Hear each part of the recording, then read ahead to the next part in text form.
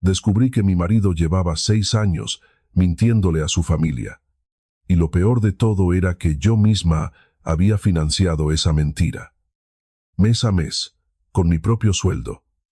No grité, no lloré, simplemente me quedé sentada en aquella mesa, con el tenedor lleno de patatas asadas. Y le sonreí, porque en ese preciso instante comprendí algo que Juan jamás imaginó que yo entendería. Me acababa de dar permiso para recuperarlo todo. Me llamo Isabel Navarro. Tengo 45 años, y hasta aquella comida de domingo en marzo, creía saber exactamente quién era mi marido. El comedor olía a pollo asado, y a esas velas que Carmen siempre se empeñaba en encender, aunque fuera una simple comida familiar. Los padres de Juan estaban sentados frente a nosotros. Paco presidía la mesa como si todavía dirigiera algo. Carmen a su lado se limpiaba la boca con la servilleta después de cada bocado. Laura, la hermana menor de Juan, miraba el móvil por debajo de la mesa, creyendo que nadie se daba cuenta. Mi teléfono vibró sobre mi regazo. Bajé la mirada y vi el nombre de mi madre. Salí al pasillo para contestar, con el corazón encogiéndose antes de que ella dijera una sola palabra. «Isa es tu padre», dijo Rosario, con esa voz fina y cuidadosa que siempre ponía cuando no quería ser una carga. «El médico dice que el tratamiento ha funcionado, pero las facturas de la clínica privada, cariño, no nos llega. Odio tener que pedírtelo. No te disculpes, mamá, yo me encargo». Volví a la mesa con el pecho aún vacío por el tono de su voz. Me senté, corté un trozo de pollo, y lo dije con toda la naturalidad que pude fingir. «Oye, a mi padre le han hecho una intervención médica. Ha salido bien, pero hay algunas facturas. Voy a ayudarles este mes. No pedí permiso. Nunca antes había tenido que hacerlo. En 6 años de matrimonio, Juan jamás había cuestionado a dónde iba mi dinero, porque durante 6 años siempre había ido a parar a su familia, no a la mía». Juan dejó el tenedor sobre la mesa, despacio. «A propósito, ese tipo de silencio que te avisa de que se está gestando una tormenta detrás de los ojos de alguien. Tus padres son tu problema», dijo. «Tu dinero es tuyo, mi dinero es mío». La habitación se quedó en silencio. Ese silencio específico que se hace cuando todos están de acuerdo con lo que se acaba de decir. Y solo esperan a ver si eres lo bastante ingenua como para discutir. Carmen no levantó la vista del plato, pero vi cómo le temblaba la comisura de los labios. Una aprobación apenas disimulada. Paco asintió una vez, como un juez confirmando una sentencia. Laura siguió mirando el móvil sin inmutarse, como si fuera la frase más normal del mundo. Nadie me defendió, nadie parpadeó siquiera. Miré la cara de Juan, el rostro que había amado durante 11 años, el rostro sobre el que había construido mi vida, y algo dentro de mí se quedó muy quieto, muy claro, como el agua cuando dejas de removerla, porque esto es lo que Juan no sabía que yo sabía. Mientras estaba ahí sentado tan orgulloso de su propia lógica, yo me sabía de memoria cada transferencia, cada pago, cada solo por esta vez que se había convertido en todos los meses para la familia de mi marido. El alquiler de Carmen y Paco, pagado discretamente desde el año en que se mudaron a un piso más pequeño y fingieron que era por elección propia. El seguro del coche de Laura, pagado sin que ella me diera las gracias ni una sola vez. La factura de la luz en noviembre, cuando Paco se negaba a bajar la calefacción. El viaje familiar a Tenerife hace 2 años, ese que yo pagué y al que no me invitaron, porque Juan dijo que iba a ser solo para la familia más íntima.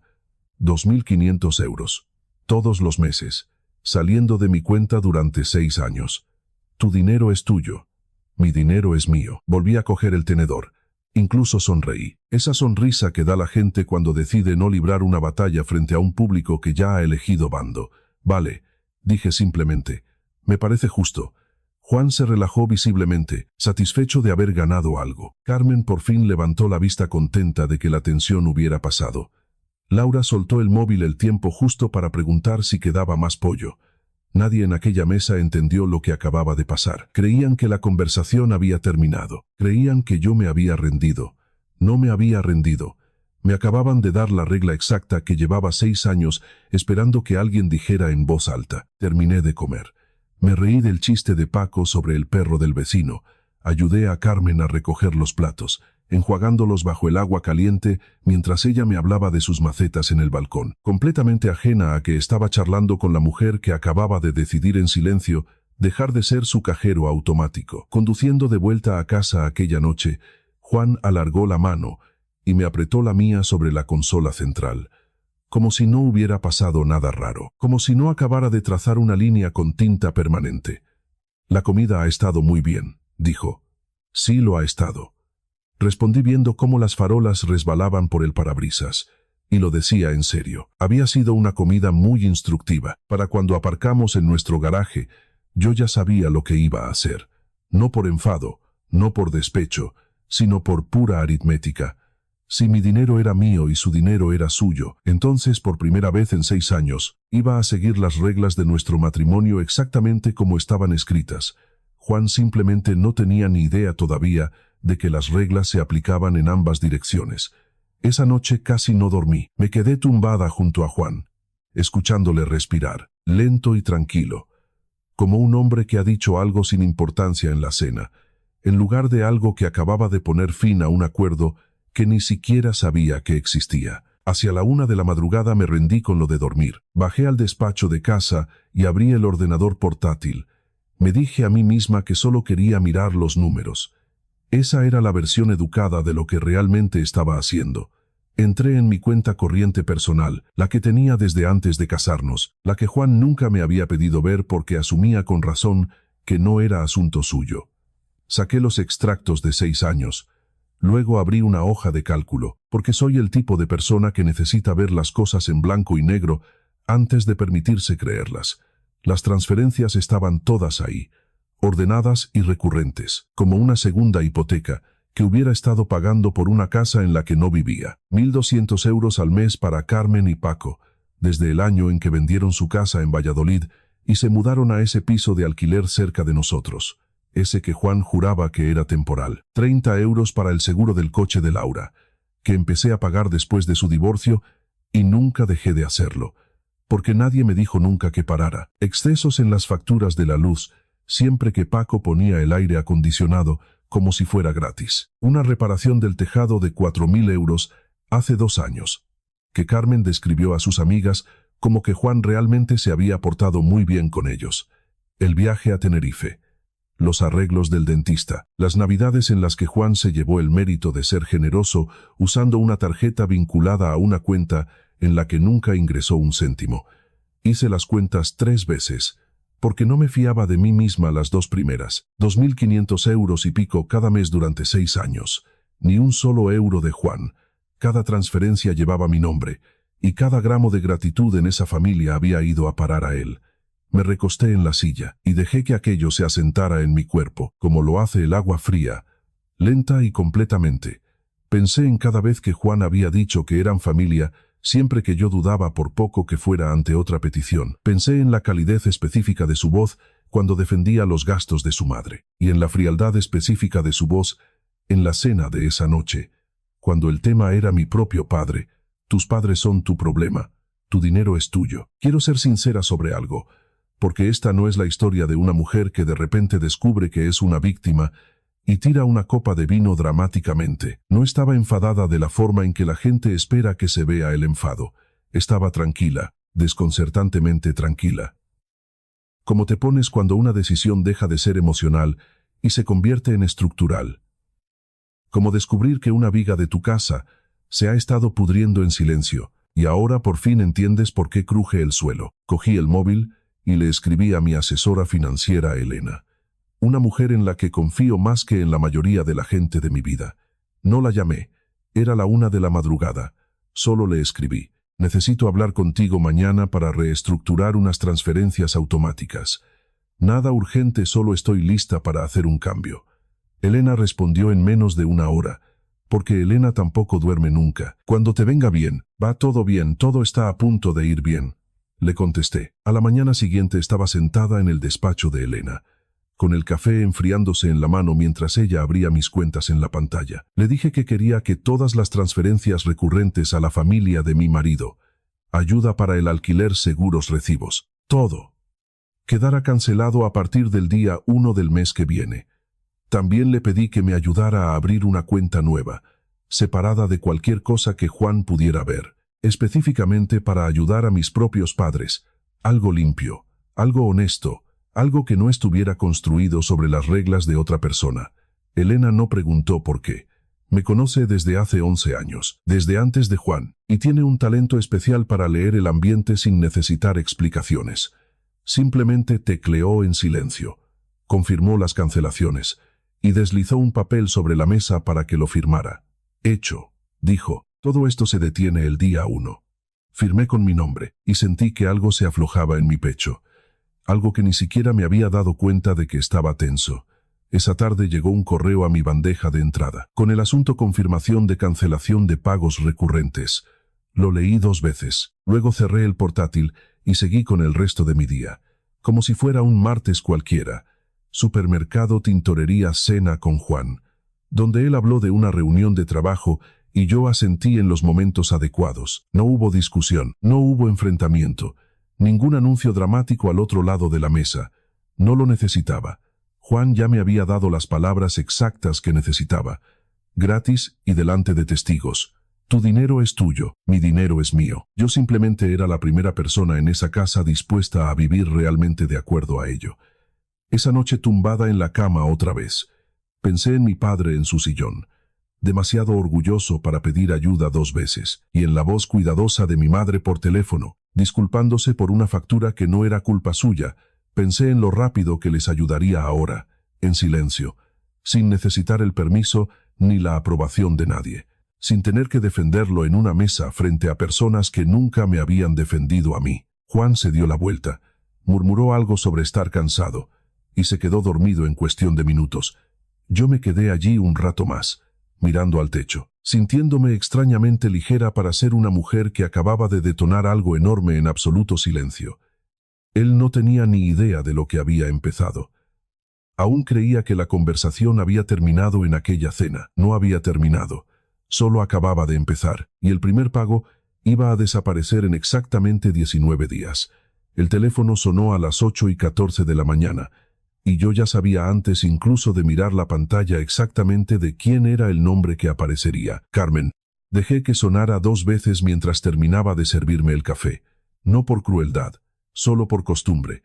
Nunca me ha gustado contestar al teléfono con las manos ocupadas. Cuando por fin lo cogí, su voz sonó cortante y seca, habiendo perdido por completo su habitual tono dulce y empalagoso. Isabel, hay un problema con la transferencia del alquiler. No ha llegado este mes. Así es, dije manteniendo un tono de voz uniforme casi agradable. La he cancelado. Hubo una pausa en la línea, de esas en las que prácticamente puedes oír a alguien recalcular toda su comprensión sobre una persona. La has cancelado, Isabel. Dependemos de eso. La pensión de Paco no cubre la diferencia. Lo sabes, sí que lo sé. Respondí, pero Juan fue muy claro la otra noche. Mi dinero es mío, solo estoy siguiendo su regla. El silencio que siguió fue más largo esta vez, más pesado. Carmen no tenía una respuesta preparada, porque en 6 años nunca había necesitado una. Le dije que esperaba que lo solucionaran. Le deseé los buenos días, y colgué antes de que pudiera recuperarse lo suficiente como para discutir. Terminé mi café de pie junto a la ventana de la cocina, viendo a una vecina pasear a su perro, sintiéndome extrañamente inalterable por mi propia compostura. Esperaba sentir algo más grande. Triunfo tal vez, o culpa. En cambio solo me sentía transparente, como una ventana que por fin ha sido lavada después de años de suciedad. Juan llegó del trabajo esa tarde ya alterado, con la corbata aflojada y la mandíbula tensa, de una forma que yo reconocía, tras años de verle absorber malas noticias antes de estar listo para pasárselas a otro. Mi madre me ha llamado, dijo tirando las llaves sobre la encimera con más fuerza de la necesaria. Dice que has cancelado el pago del alquiler. Lo he hecho. Isabel, ¿qué te pasa? Estás castigando a mi familia por un comentario en la cena. No estoy castigando a nadie, dije girándome para mirarle de frente. Dijiste que tu dinero es tuyo y mi dinero es mío. Estuve de acuerdo. Simplemente me estoy guardando mi dinero para mí tal y como pediste. Eso es diferente, dijo rápidamente, las palabras saliendo de su boca antes de haberlas pensado con claridad. ¿Diferente? ¿En qué? Abrió la boca y luego la cerró. Le vi buscar una respuesta. De la misma forma que ves a alguien palparse los bolsillos, buscando unas llaves que de repente no está seguro de haber traído. Es que son mis padres. No es lo mismo que una simple transacción. Tampoco era una transacción cuando estuve pagando el seguro del coche de tu hermana durante 2 años. Dije en voz baja. Pero no recuerdo que llamaras a eso diferente. No tuvo respuesta para eso. Por primera vez en 11 años de matrimonio, vi a mi marido de pie en nuestra cocina, sin absolutamente nada que decir. Y algo en ese silencio se sintió más honesto que cualquier conversación que hubiéramos tenido en mucho tiempo. Su teléfono vibró, y volvió a vibrar. El nombre de Laura iluminó la pantalla, y él pasó al salón para contestar, bajando la voz a ese tono apaciguador que usaba siempre que estaba gestionando las emociones de su hermana en lugar de abordarlas. No pude oír cada palabra, pero oí lo suficiente. Seguro caducado, aviso de cancelación, no te asustes. Había que pagar el seguro del coche de Laura, y por primera vez desde su divorcio nadie lo estaba cubriendo discretamente. Paco llamó después. Más tarde esa noche, mientras Juan y yo nos preparábamos para ir a la cama, oí cómo la voz de Juan cambiaba de nuevo. Esta vez más firme, más a la defensiva, el tono de un hijo intentando sonar como un adulto mientras recibe una reprimenda. Papá, hablaré con ella. Solo dame unos días. Una pausa. No lo voy a dejar pasar. He dicho que me encargo. Colgó y me miró como si esperara una disculpa. No le ofrecí ninguna. Simplemente aparté las sábanas y me metí en la cama igual que cualquier otra noche. Paco quiere hablar contigo directamente, dijo Juan. Dice que va a solucionar esto como un adulto. Es libre de llamarme él mismo, dije. Pero nada va a cambiar. No voy a reactivar nada. Juan se quedó sentado en el borde de la cama durante un largo rato, con los hombros encorvados hacia adelante, mirando su teléfono como si pudiera reorganizarse en una conversación diferente si lo miraba el tiempo suficiente.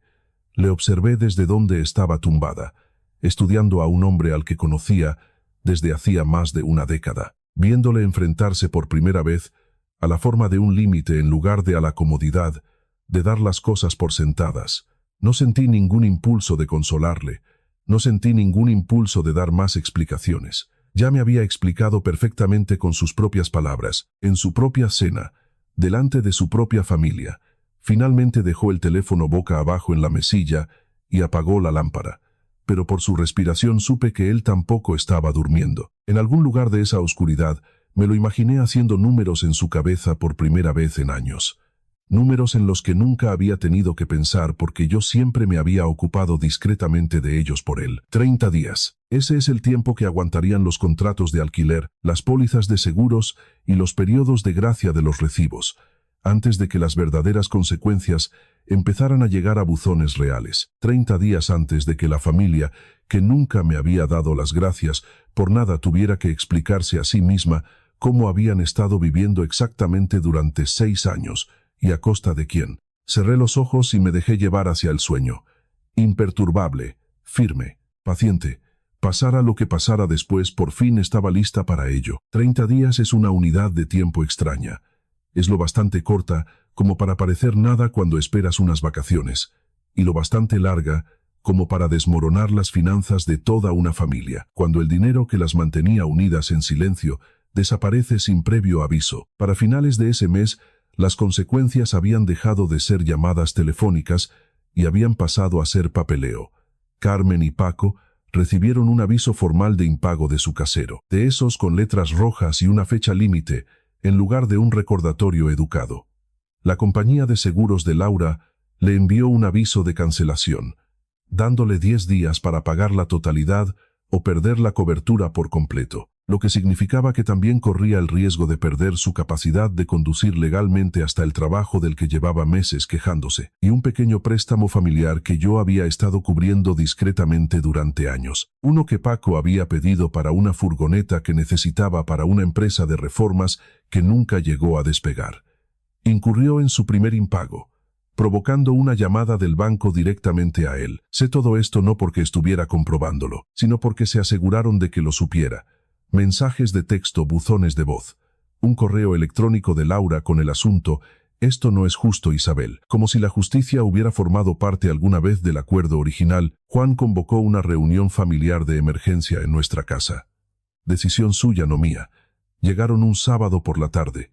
entrando en mi salón como una delegación que llega para negociar una rendición, solo que parecían creer que yo era la que debía una disculpa. Carmen se sentó rígida en el borde del sofá, con el bolso en el regazo como si fuera una armadura. Paco se quedó de pie cerca de la chimenea con los brazos cruzados, con la mandíbula apretada de esa forma particular de un hombre que ensaya un discurso que cree que tendrá más impacto si no se sienta para darlo. Laura se encaramó en el sillón, con los ojos enrojecidos, aferrando el móvil con una mano como si fuera un salvavidas. Carmen habló primero, con la voz temblorosa por algo entre el dolor y la acusación. «Sabías que dependíamos de ese dinero, Isabel. Lo sabías, y simplemente lo cortaste como si no importáramos». «No», dije tranquila y serena. «Me dijeron que mi dinero era mío. Simplemente soy la primera persona de esta familia en creérselo de verdad». Paco intervino con voz más alta, más teatral. «Esto no se trata de un comentario en la cena, se trata de lealtad familiar. Siempre te hemos tratado como a una de los nuestros». Casi me echo a reír al oír eso, pero no lo hice, porque reírme le habría dado al momento más intensidad de la que merecía. En lugar de eso le miré fijamente. «Lealtad familiar», repetí, curiosa elección de palabras, teniendo en cuenta que mi padre estuvo en el hospital el mes pasado y nadie en esta habitación preguntó cómo estaba. Nadie tuvo respuesta para eso tampoco. Laura bajó la mirada hacia su móvil. Carmen abrió la boca y luego la cerró. Juan, de pie, cerca de la puerta, intentó asumir el papel de pacificador, el mediador neutral, intentando calmar a dos bandos enfrentados, excepto que uno de esos bandos era su propia mujer y el otro eran personas que llevaban años viviendo cómodamente de su dinero. «Isa, venga. No podemos llegar a un acuerdo, quizá no todo de golpe, pero...»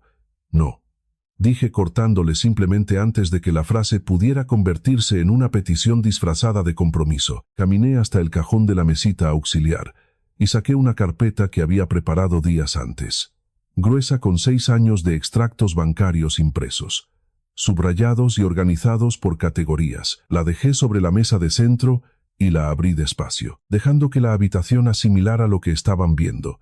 Ayuda para el alquiler seguro del coche, excesos de luz, la reparación del tejado, el préstamo de la furgoneta, el viaje a Tenerife. Leí cada concepto en voz alta, con calma, sin adornos, dejando que los números hablaran por sí solos. 2.500 euros al mes durante 6 años. Eso es algo más de 180.000 euros. La habitación se quedó en